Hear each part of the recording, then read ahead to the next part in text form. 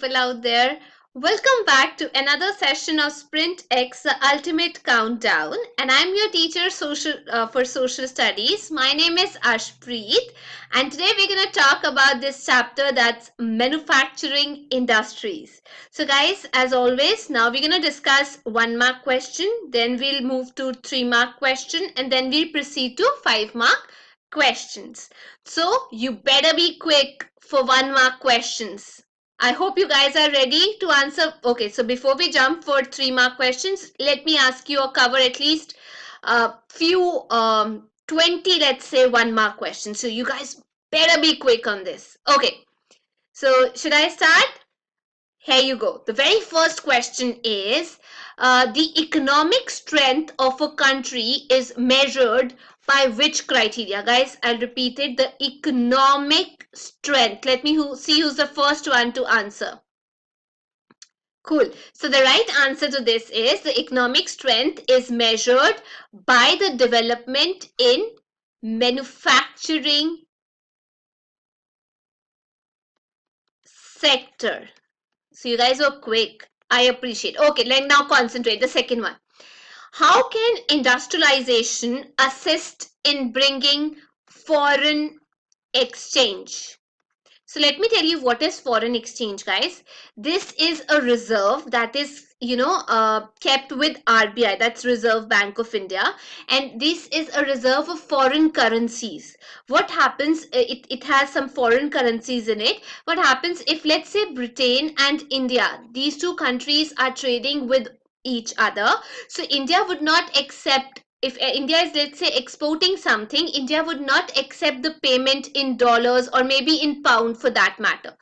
But it would really accept the payment to be done in rupees. Similarly, if we are importing something from Britain and, Britain would not be accepting Indian currency, it would automatically be accepting its own currency, that is pound sterling. So that is how the game goes. So in case you want to, trade with another country, you need to use this foreign exchange reserve. So the question that has a lot of foreign currencies in it.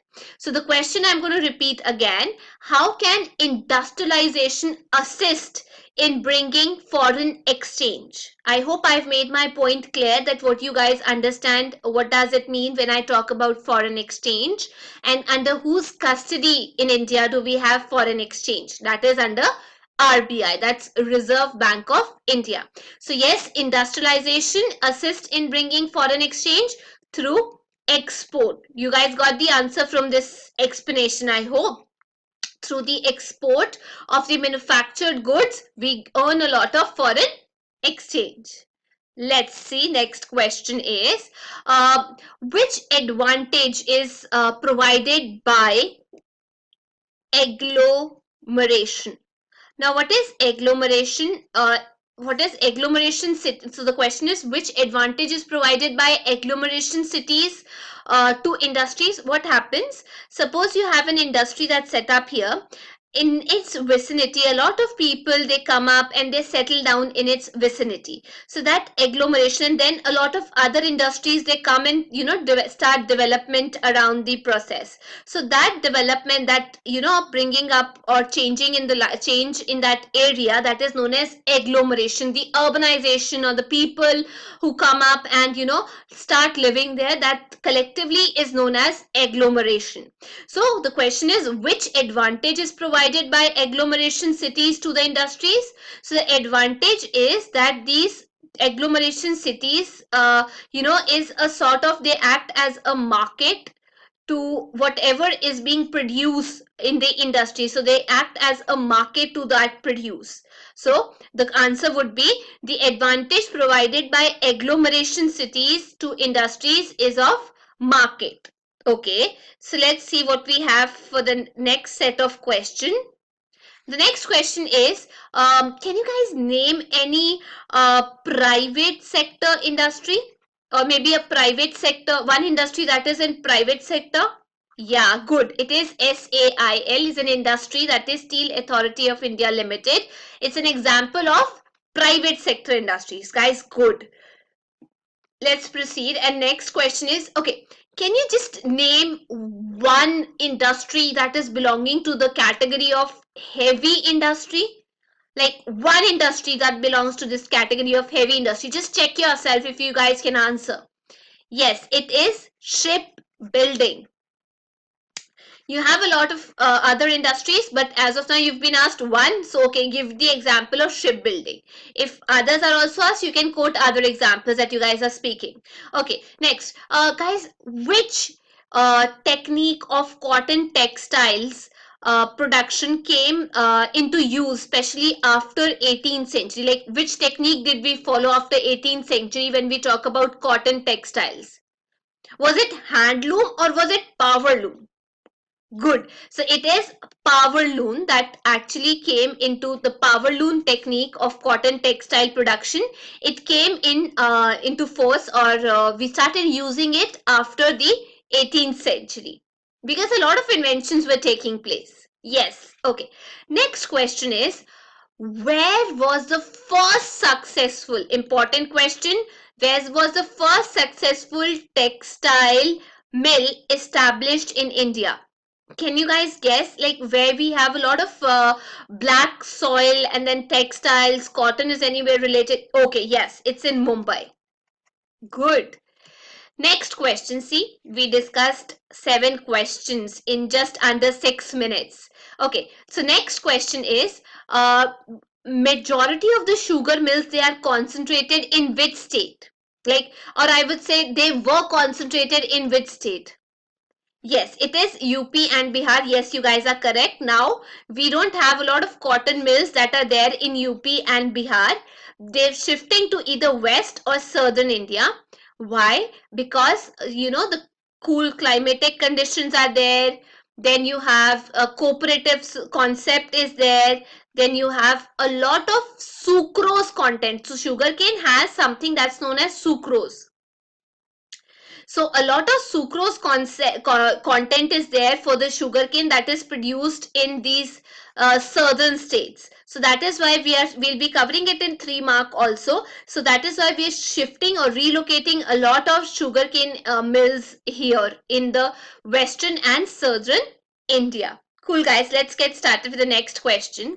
The next is, which public sector plant in India is located near a port?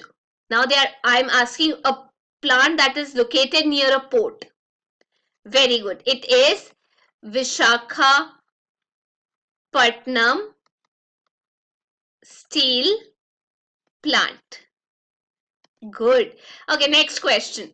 Guys, what is the effect of liberalization, or I may say foreign direct investment, on iron and steel industry? What has been its effect? Like, a lot of money has been FDI is when a lot of money, it is, I would say it comes into the country, and FDI is like when a lot of money, it's like foreign direct investment. So people who when we talk about FDI, that means they bring with them a lot of capital, a lot of money to set up industries, and with the capital comes a lot of technology. So because of liberalism, it has been possible for people who are living outside India to set up a base in India. Because earlier, when India got its independence, we did not allow any private sector to come and start up their firms or industries. So of late, because of liberalization and coming of FDI, I would say there has been a boost to the industry in effect to its liberalization and foreign FDI, that has been seen in iron and steel industry. Also, the boost has been given, capital input has been provided. So that is the answer. Okay, guys, can you name one inorganic chemical? One inorganic. You've studied in science. Good. It is sulfuric acid. Okay, the next question. If I may ask, which inorganic chemical is used for making, let's say, glass, or maybe soaps or detergents? So, TERG. Now, which inorganic component is used for making all this stuff? Or maybe paper. Can you guys guess? Yes, it is very, very important that you guys know about it. It is soda ash. I hope it's clear to you. So this soda ash as an inorganic component is used to make glass, soaps, detergents, paper. Okay, guys, can I proceed on to the next question? Cool. Let's start. Okay, name, I bet you guys can't guess it. The next three questions are going to be really hard. So see if you guys can answer. So the next question is, name one industry or the industry which has the largest, which is probably the largest consumer of chemicals. Oh my God, before I could talk, yes, it is fertilizer industry and the chemical industry itself. So both of them, the fertilizer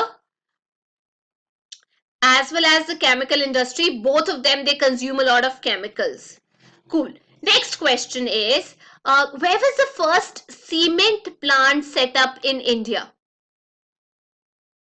Yes, it was in 1904 in Madras. So you can either write Madras or you can talk about Chennai.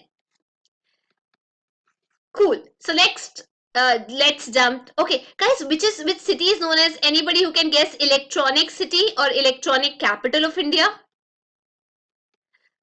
Yes, it is Bangalore. Cool.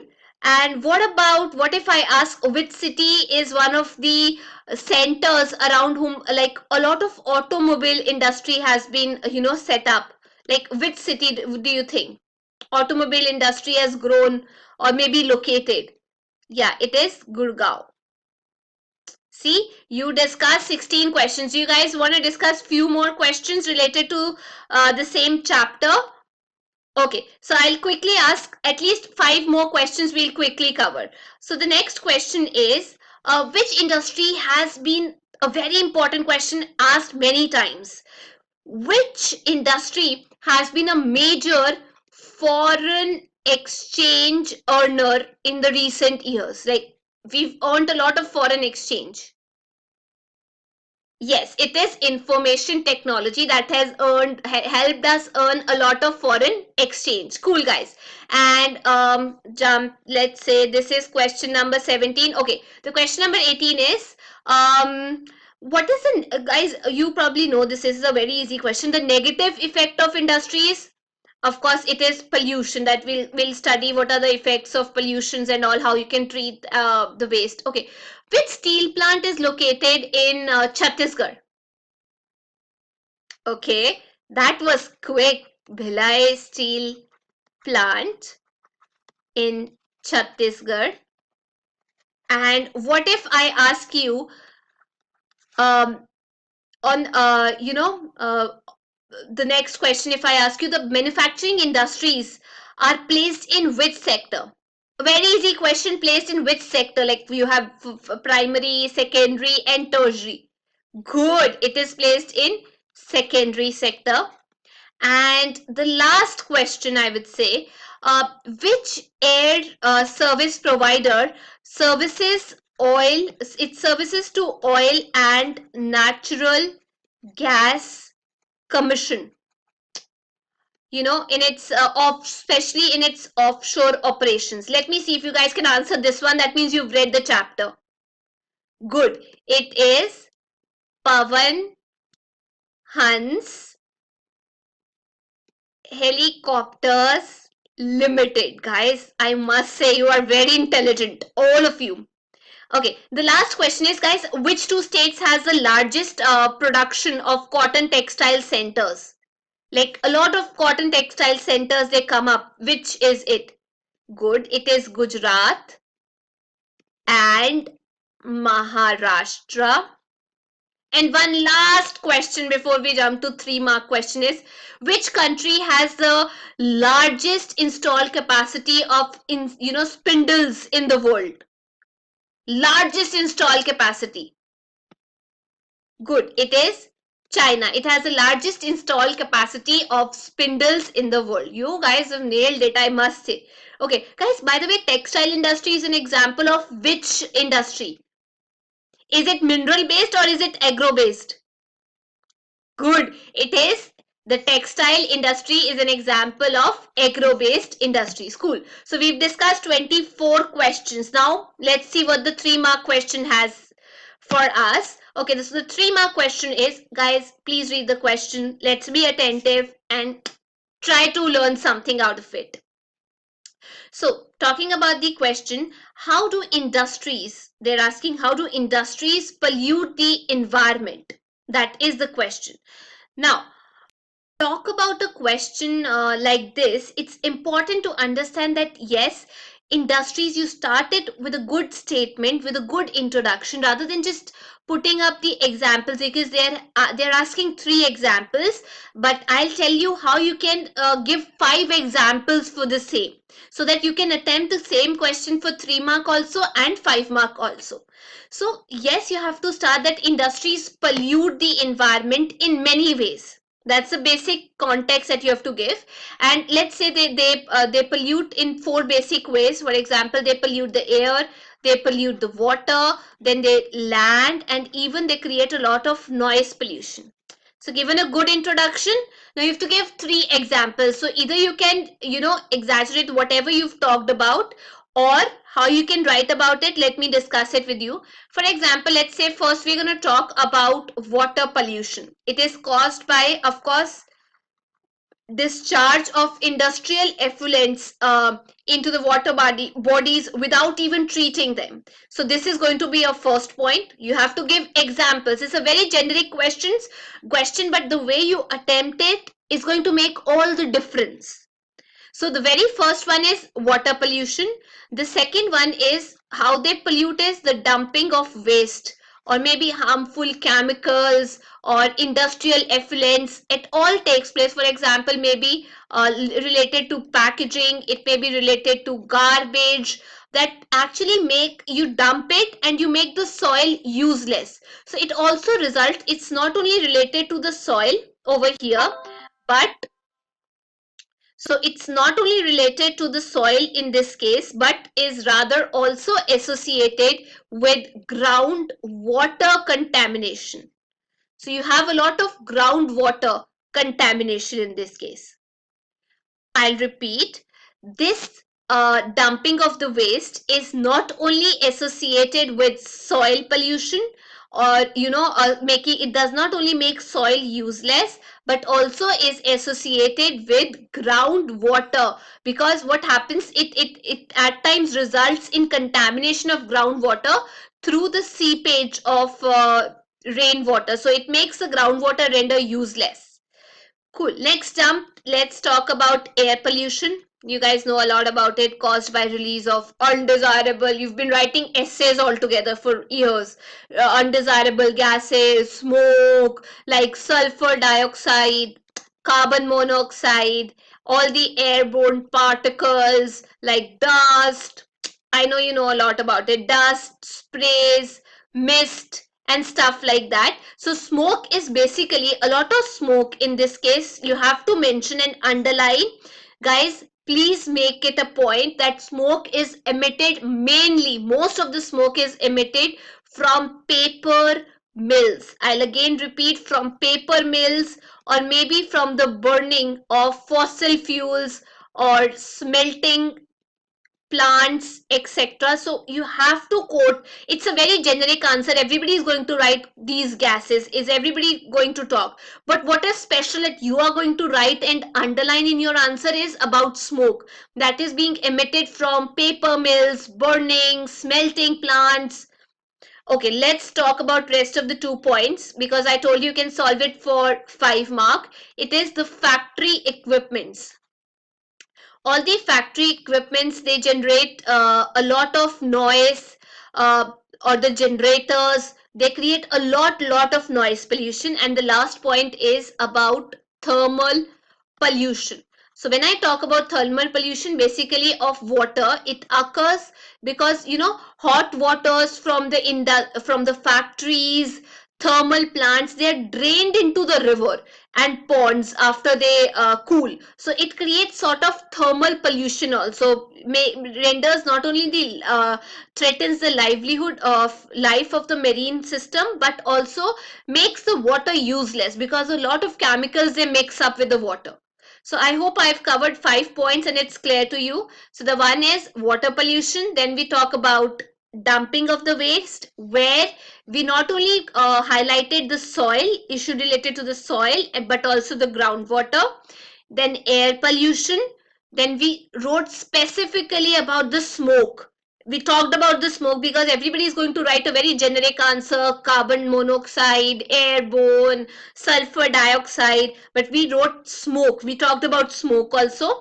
Then you are going to talk about the noise pollution made by factory equipments, and then thermal pollution of water. I hope I've made my point clear. So here let me ask you one more question and let me see how many of you can answer that question. So the question is, the second question, I'm sorry for here. The question is, what are the 5 factors that affect the location? What are the 5 factors that affect the location of industries? You have to be very quick. You shouldn't be taking time. Okay, first is availability of raw material. Cool. That means it needs to be close proximity of raw material, cheap cost of the most significant stuff should be there. Especially I would say all the heavy industries, they are related there in Chhattisgarh because of the availability of coal. So yes, first point. Second is labor.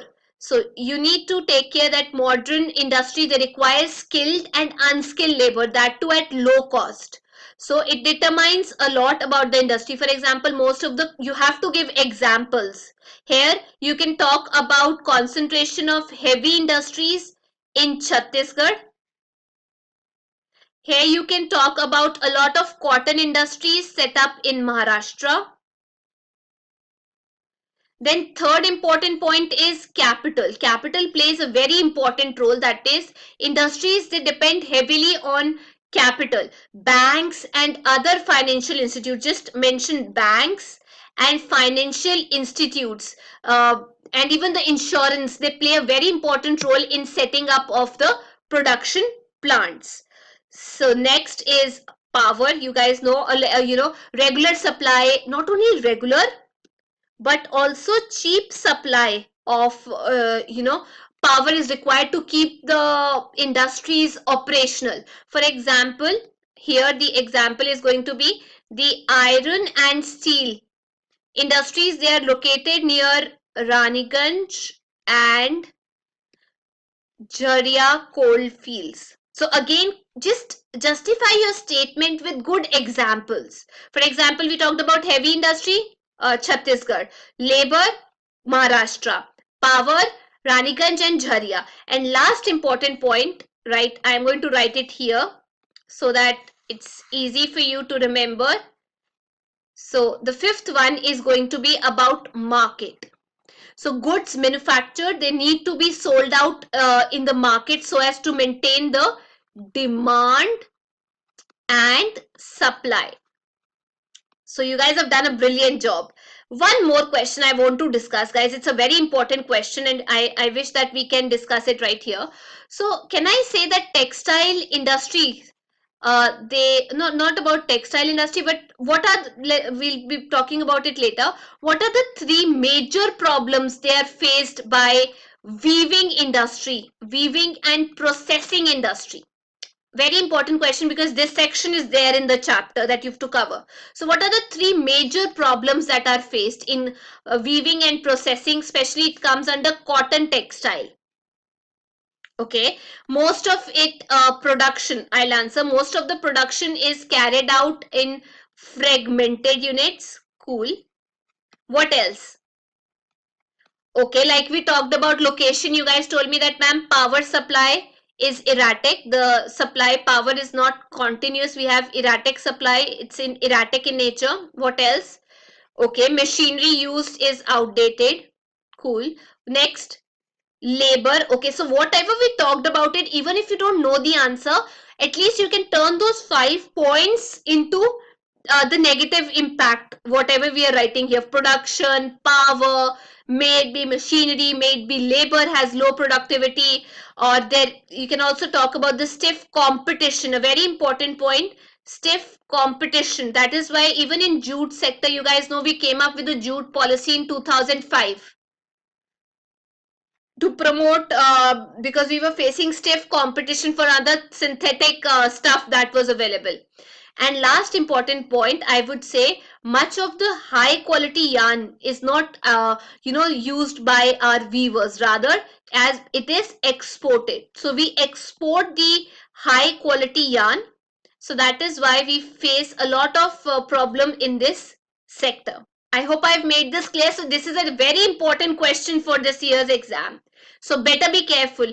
I am covering 3-mark questions also, so that you can, answer it for or talk about it in 5 marks also. Let's talk about the next question, that is, okay, so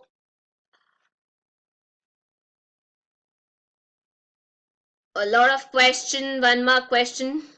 So we talked about this industrial pollution. I told you water pollution. Next point. Why does Chhota Nagpur Plateau region have maximum concentration of iron and steel? You have to give any 3 reasons. But don't you worry, I'm going to talk about 5 reasons so that you can cover it for 5 mark also. So let me explain the scenario. What is the scenario? See, Chhota Nagpur Plateau undoubtedly has the maximum concentration of iron and steel industries. For example, this is India. Here you have Chhota Nagpur Plateau that has the concentration.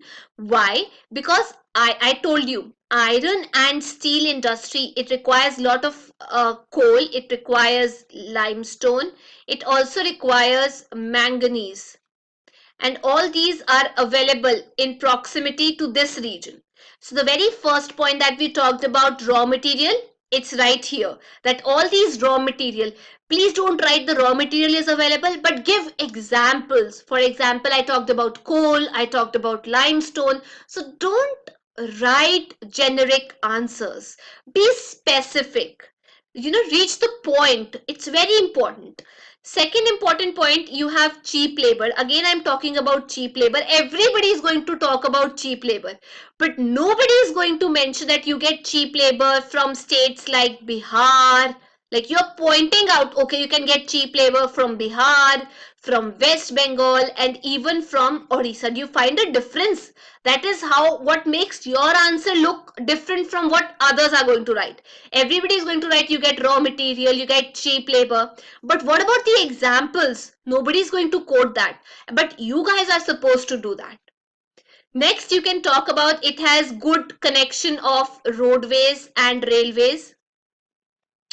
Also, it has, yes, nearness to, it is very near to the market where you can sell off your goods. Then it is very near to the port. For example, it's very near to Kolkata port, and also provides market, financial services, and all stuff like that. Insurance is also available in that area. And then you can talk about, here you also have rivers that provide cheapest inland water transportation to these iron and steel goods. I hope I've made my point clear. So we talked about roadways, rivers, market, port. I gave the example of port also. Then cheap labor. Then iron and steel requires the raw material. Now, what is something that we are missing on? How you are supposed to conclude this? Not with a red pen. I just want to concentrate here. A lot you have to give example of iron and steel plant. For example, it is Jamshedpur. You can talk about a lot of them. You have to give the example, a lot of steel plants, and even Burnpur and Durgapur, they are these steel plants. That is why they are located in Chhota Nagpur region. Now, do you find the difference between a generic and a very important question that has answer, that has all this information? Automatically this is going to fetch more marks rather than a very generic answer. So let's look what the answer is all about. We talk about nearness to coal, raw material, railways, waterways, and road transportation, nearness to Kolkata port, and you have to give examples. That is why most of the steel plants are located here. Okay, the next one is explain with examples how industries have given a major boost to agriculture. So we're going to talk about how industries, they have given a major boost to agriculture. Let me tell you this question. It's a very important question. See, I would talk that, of course, the introduction would be the economic strength of any country depends on its manufacturing sector. You have to give, whenever a question comes from this chapter, please ensure you give a good introduction, that economic strength is defined by the, or can be associated with the manufacturing sector, because this gives a boost to agriculture. Cool. And now you're going to justify it, because number one, let's say number one is manufacturing industries, they not only help in modernizing agriculture, but they also reduce dependency of people on agriculture income. They provide sort of supplementary, engagement in secondary and tertiary sector, so decrease their dependence and modernize agriculture. Second point, you can talk agro industries. All the agriculture related industries, they boost the agriculture. How do they boost the agriculture? By increasing the productivity. They depend heavily on the agriculture. That is why how industries are giving a push to agriculture sector, because they need raw material.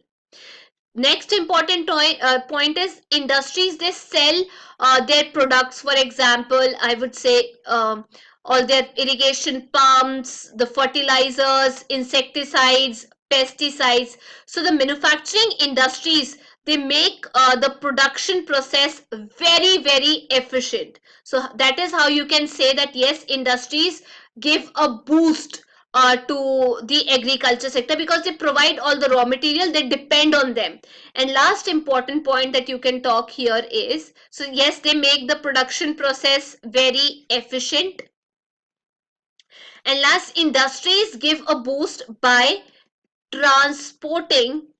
If there was no transportation services available, the agricultural produce could not reach the market. So yes, they give a boost to agriculture sector by helping in providing transportation facilities. Okay guys, what if the same question is asked the opposite way, that agriculture gives a boost to industry?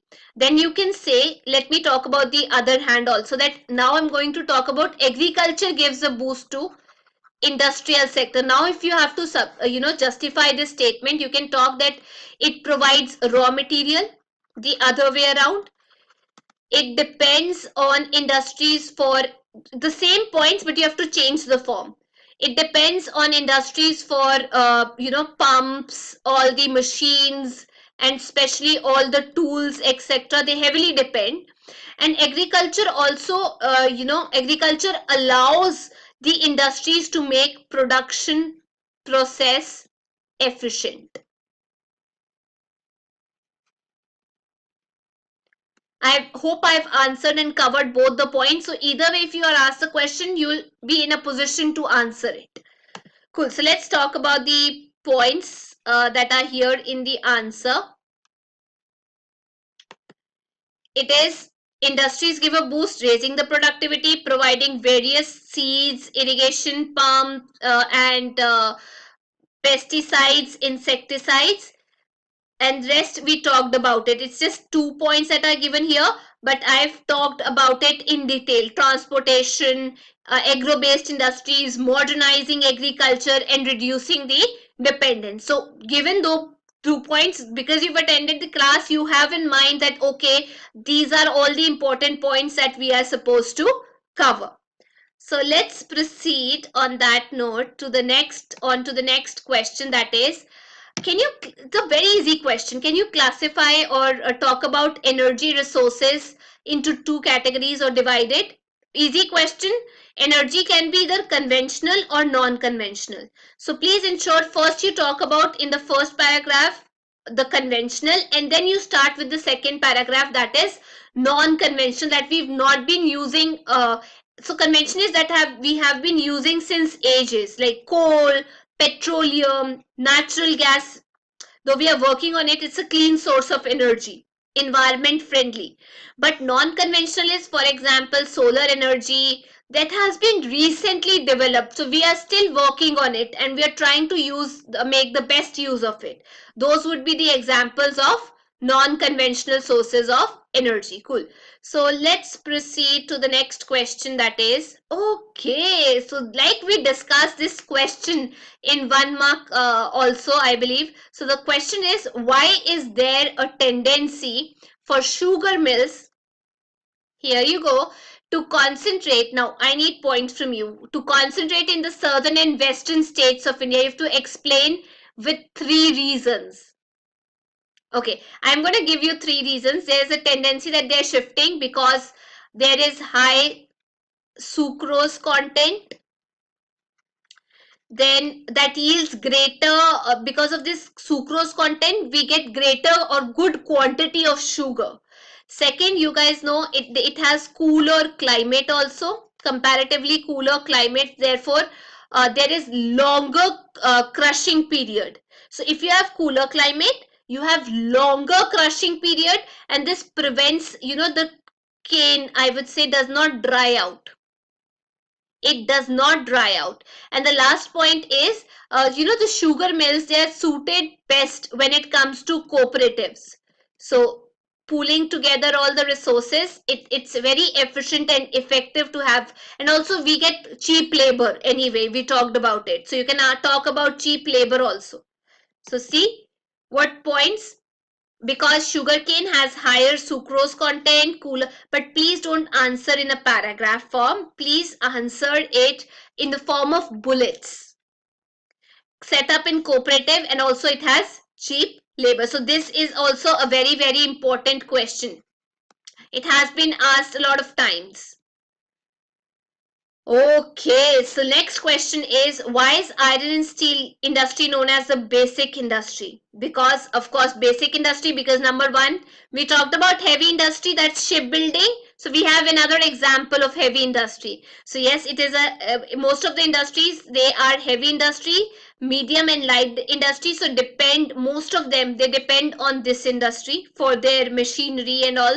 Steel is used in a variety of engineering goods, may it be construction material, defense material. So it supports a lot of industries, and also it, whatever the production is, as we talk about steel, whatever we produce or consume, it is directly related or proportional to our prosperity or our development. So production and consumption of steel is considered as an important index of economy's economic development.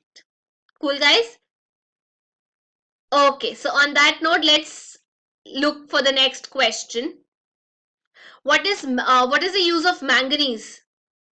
Any idea? And name the largest manganese ore producing state. Let me see how many of you know manganese. We talked about it. Yes, it is used in steel and ferroalloys, and even in the manufacturing of bleaching powder, insecticides and paints. So just remember, oh man. So O is Odisha, man is manganese, that accounts to almost 1/3 of the country's production. So this way you guys can remember manganese. So it is, I don't know how many of you know that, girls, they sort of use a lot of bleaching and a lot of makeup. So just remember manganese. Oh man, what makeup you've done. So makeup is like bleaching powder, of course not insecticides, but you can talk about the paints and all. So just try to associate it so that it stays with you for long. So let's see what next question do we have. Why are cotton textile industry concentrated in cotton belt? So the same question, but we've given a different twist to this question. Can you justify it with 3 reasons, 3 important reasons to support this? Okay, most of you are telling me, oh, we have cheap labor. Cool. So the very first is going to be the cheap labor. Come on, quick. What next? Okay, availability of cotton. Cool.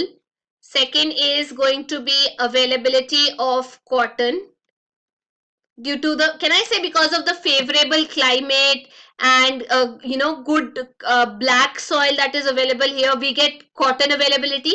Okay, huge market also is available. Huge market is available, for example, especially around Mumbai. See, you got 3 points, but what if they ask you more points? They want more. Okay, can I say in more points, we have well developed transportation system, especially when it comes to port facilities. Same points I am using, but in different versions. The one I talked about, location of industries, I'm using those same points, but in different forms. And one more point, I'll say mild and moist climate. This is important. Most of you would skip this. So we have mild and moist climate that is actually favorable for spinning the cotton yarn. This is important and people are going to skip this one. Everybody is going to talk about these 4 points, but I've written this fifth one, that there's mild and moist climate that is good for spinning of cotton yarn. Okay, so we've talked about good market, since this availability of raw material, port facilities. It's not poor, it's port facilities, I'm sorry. Port facilities, then availability of labor, mild and moist climate. See, you've answered it. And what if I ask you water pollution, guys? I think you've written essays since your childhood on water pollution. So you have to give how industries cause water pollution. Okay, any 4 points that how do they cause water pollution? They cause by, number one is they discharge a lot of industrial effluents into the water bodies. That is how they cause. Second, thermal pollution that we talked about, that occurs when hot water from the factories is drained into the rivers, and it not only makes the water pollute, it does not only pollute the water, but also aquatic life is affected. Then rainwater, it percolates the soil. When it percolates into the soil, pollutants, they get into the groundwater, leading to the contamination of groundwater. Then what if I talk about major industries, for example, textile, the pulp making, petroleum, refineries and all, detergents, etc. These major industries, they cause a lot of water pollution, especially when fly ash, or use these words, phospho, gypsum, and iron and steel slags,